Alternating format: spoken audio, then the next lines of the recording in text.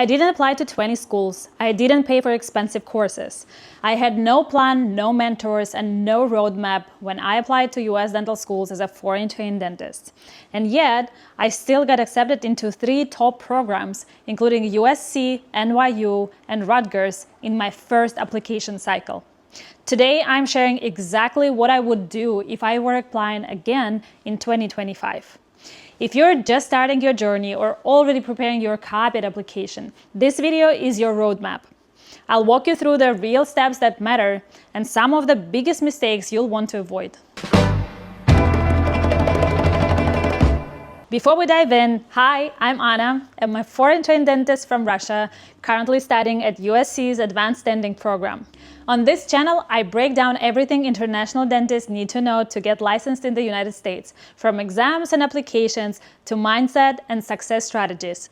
So if you haven't yet, check out my other videos. You'll also find helpful links and free resources in the description below, plus a link to my full step-by-step guide if you are serious about succeeding in your application process. If this sounds helpful, like this video and subscribe. Now, let's jump in.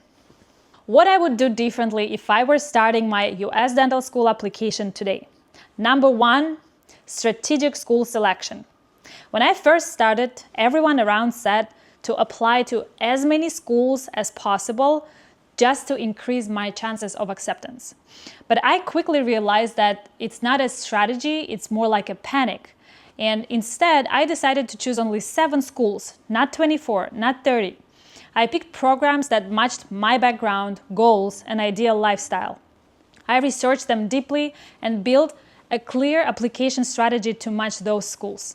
If I were applying today, I would do absolutely the same, but I would start researching the schools even sooner. Second, I built a study system that matched how I learned best instead of paying thousands of dollars for prep courses. For example, TOEFL. I focused on structure, not perfection. I created my own speaking and writing templates and practiced under strict time conditions. For INBDE, I used the best resources available at that time, and today, with even better options, I would update my strategy accordingly. You can also check out my full INBDE video preparation. I will link it in the description.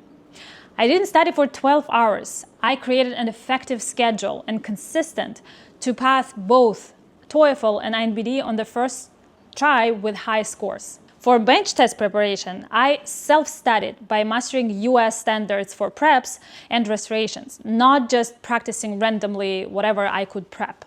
So the key to both exams for TOEFL is to recognize the patterns and use the templates. And for bench test is to know exactly what and why you're practicing based on US standards, not what you know best. If there's one thing I wish I had started earlier, it's this. Build your profile like a personal brand. I didn't build my experiences just to check boxes. I organized events, worked in startups, and gained experiences that helped me grow in a particular direction that made sense for my future. If I were applying this year, I would focus even more on positioning myself as a strong brand, a consistent, authentic story that shines through every part of my application. I would definitely start networking early.